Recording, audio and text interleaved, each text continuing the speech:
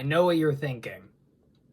Offhand, what is this freak of nature? What is this thing that no one in their right mind, except for maybe John Kramer, Freddy Krueger, Art the Clown, and a select other few, would create or bring into existence?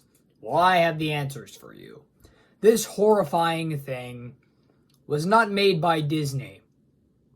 It was made as a response to Disney.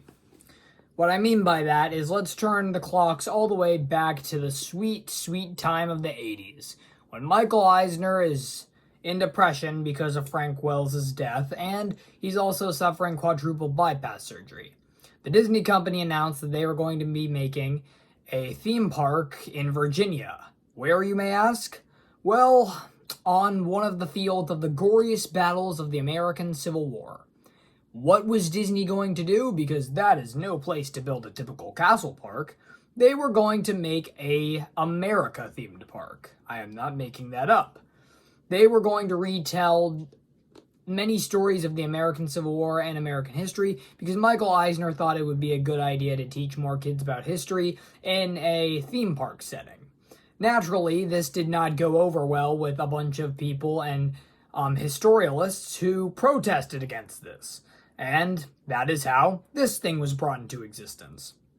It was made as a protest to Disney to not go through with this, and Michael Eisner, being in the slate that he was, where the French were criticizing Disneyland Paris at every step of the word, and with Disney's COO Frank Wells dying, and him going through a bunch of surgery himself, he decided to back down because the people, in his words, the people who were fighting them had control of the ink and were making them seem like the villains in this and not the heroes that Disney wants to be characterized as. So Michael Eisner dropped the whole thing and instead recycled some of the plans to some areas in Disney's California Adventure, like Grizzly Peak. That was actually an original concept for the Lewis and Clark River Expedition, which is a pretty fun little Easter egg that Disney fans like me like to pick up.